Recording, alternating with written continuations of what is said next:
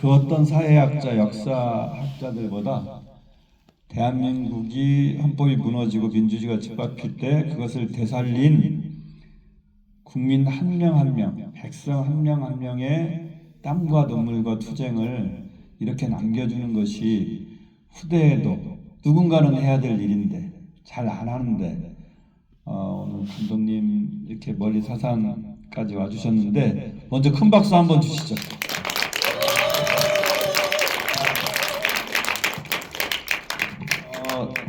제가 알기로 다 보진 못했는데 우리 감독님 이 비슷한 작업들을 지금 꾸준히 해오셨는데 어떤 작품들 있죠? 안 나와요? 마이크 안 나와.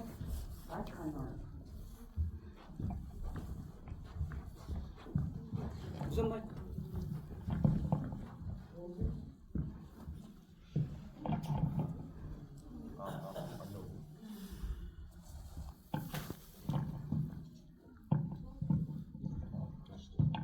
네, 반갑습니다. 방금 여러분들께서 보신 대한민국은 국민연미를 연출한 조은성 감독이고요. 제가 사실 저는 인터넷에 제 조은성 감독을 찾아보시면 원래 이제 저는 길고양이 다큐멘터리 영화를 많이 만들었어요. 그래서 그 고양이를 찍는 걸 굉장히 삶의 낙으로 알고 살았었고요. 근데 그 이후에 이제 노무현 대통령이 돌아가신 이후에 박근혜 정부에서 이제 최초의 노무현 다큐멘터리 영화였던 무현 부도시이라는 작품 그거 만들면서 이제 박근혜 정부 때 블랙리스트 예술인 블랙리스트를 찍혀서 좀 고난을 겪고 있었고요.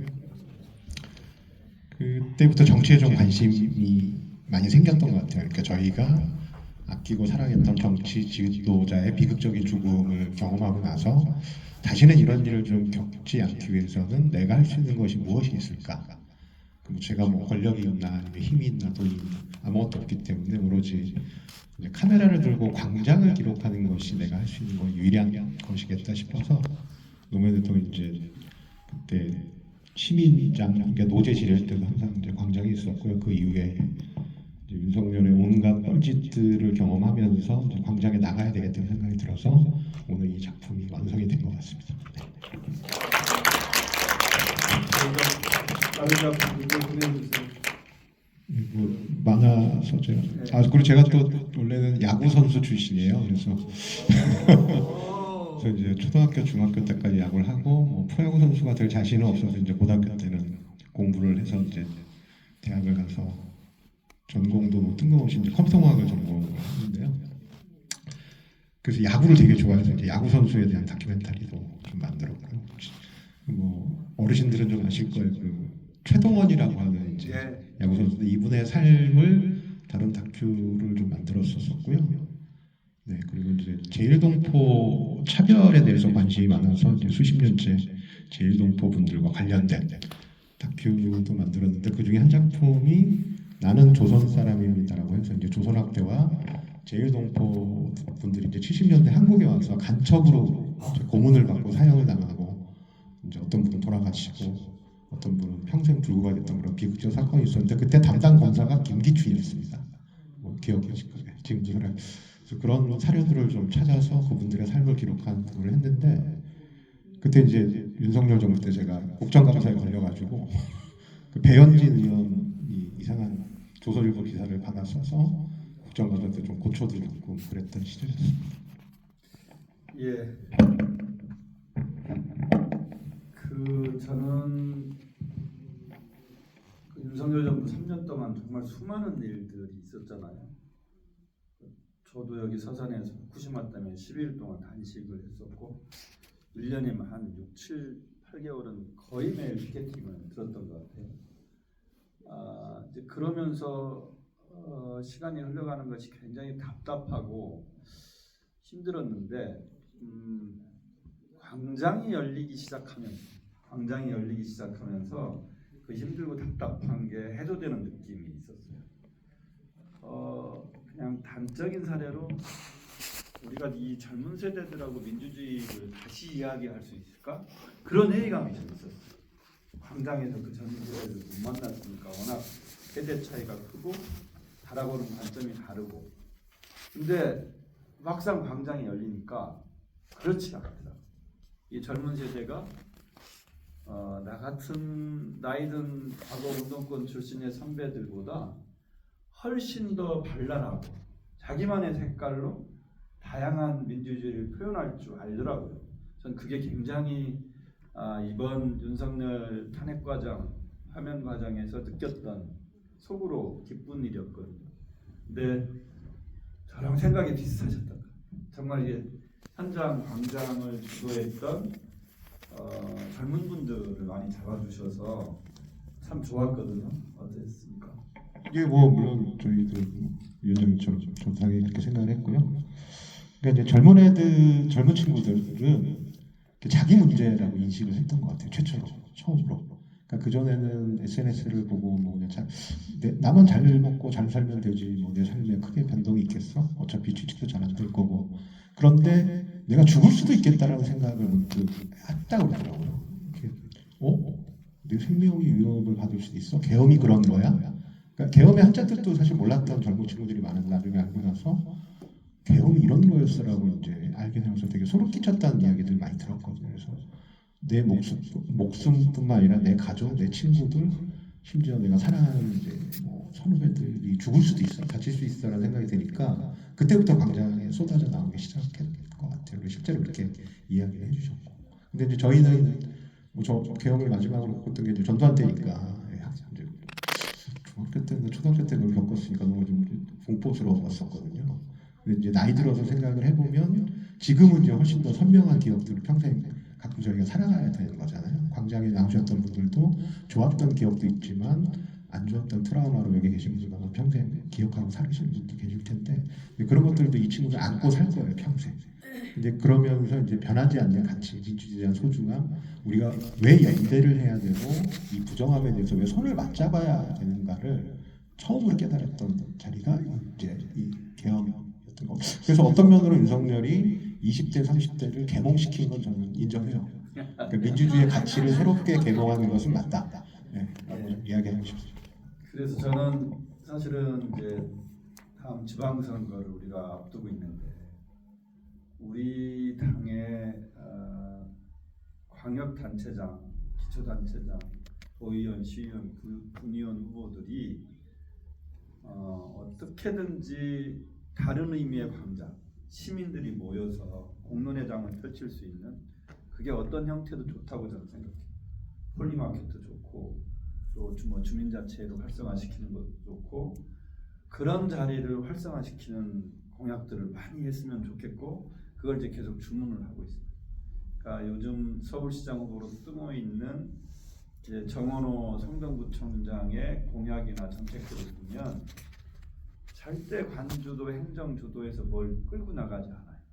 관이 관찰자 조력자 역할을 하되 실제 주인은 이제 주민이 되고 시민이 되고 그렇게 해도 우리 위대한 국민들의 힘을 믿는다면 훨씬 좋은 결과들이 나온다. 이걸 많이 보여줬거든요. 그렇게 앞으로도 좀 변화됐으면 좋겠고요. 12월 3일 날 밤에 저는 우연찮게도 서울에서 여의도에서 그것도 민주당 충남도당의 지역위원장들의 모임이 있었어요. 저녁에 간단하게 회의하고 할 게 있는데 그렇게 회의 끝나면 보통 이제 만나기 힘들기 때문에 끝나고 술도 한 잔씩 하고 이래야 되는데 그날은 이상하게 정말 간단하게 끝내고 저녁만 먹고 이제 안건 마무리하고 이제 서울 집사람하고 같이 사는 집에 있었는데 제가 이제 이 트윗으로 KTV 팔로우를 하고 있거든요. 근데 알람이 딱 뜨는 거예요. 10시가 넘었는데 이 밤중에 KTV가 뭘 내보내서 푸시를 했지? 거의 안 보는데 윤석열이 당선되고 KTV 안 보는데 딱 열었더니 발표를 하고 있는 거예요.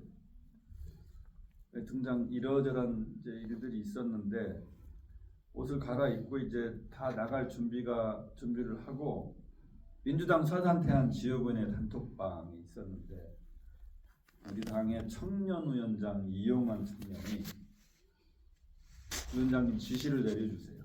국회 앞으로 가겠습니다. 근데 저 한 20, 30분 망설였어요.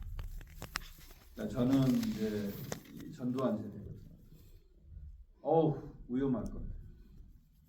내가 이곳으로 국회 앞으로 우리 청년 당원들과 당원들을 모이라고 하는 게 맞나? 한 20-30분 방송했어요. 그렇게 하고 나중에 이제 모이시다 하고 서강대교 앞에서 택시 타고 가다가 이제 못 들어가서 내려서 이제 국회 앞으로 가서 조금 지나니 이제 그럼 해제가 의결이 됐는데 그 오지 말라고 그랬어요. 자, 이제 오지 마. 계엄 해제 의결됐어. 근데 그 청년위원장 태안의 청년 5명이 이제 올라왔더라고요. 올라왔고 그 청년위원장의 표현을 지금도 잊지 못하겠어요. 저 안 가면 후회할 것 같아요.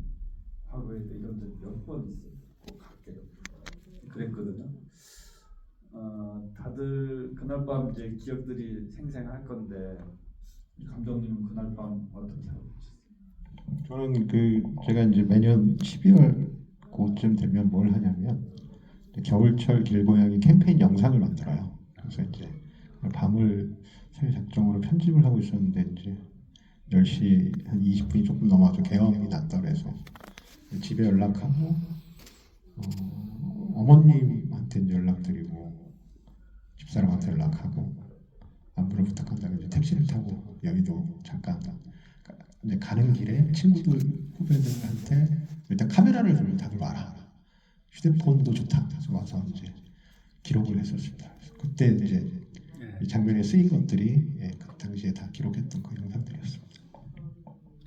그러니까 이렇게 늘 깨어있는 이런 관찰자, 기록자, 역사의 증언해 주시는 분들이 있어서 남는 것 같고요. 저는 제가 이제 광우병 촛불 때, 그 다음에 노무현 대통령 돌아가시고 대한문에서 사구제 있잖아요. 49일 중에 49일 다 나가지 못했어요. 한 45, 6일은 이제 거기 있었거든요.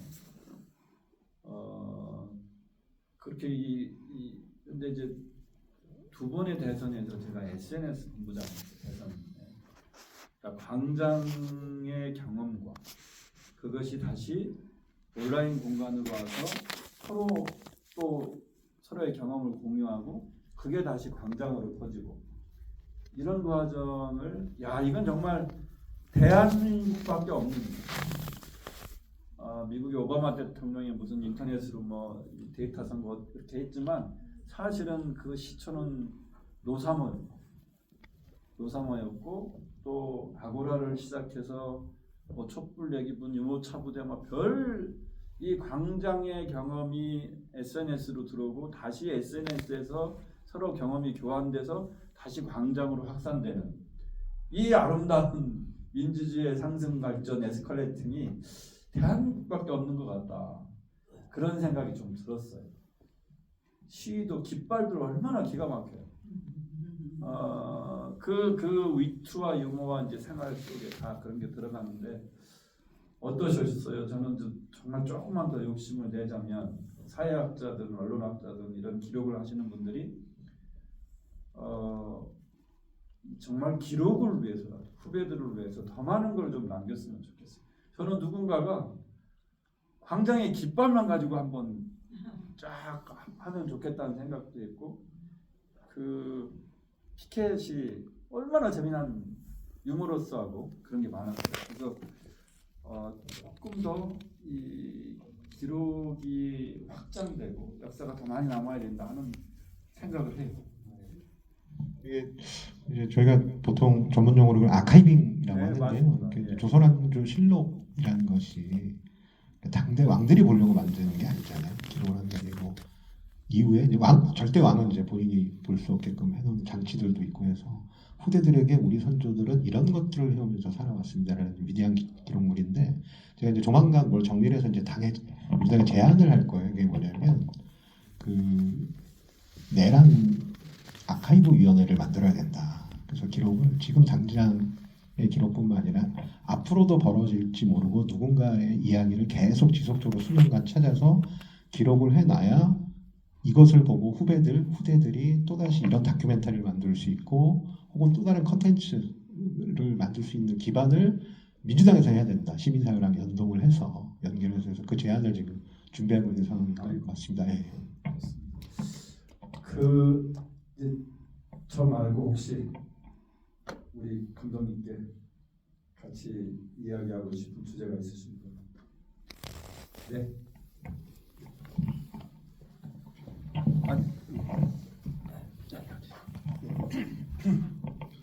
안녕하세요. 저는 서산의 장애인 오민석입니다. 네.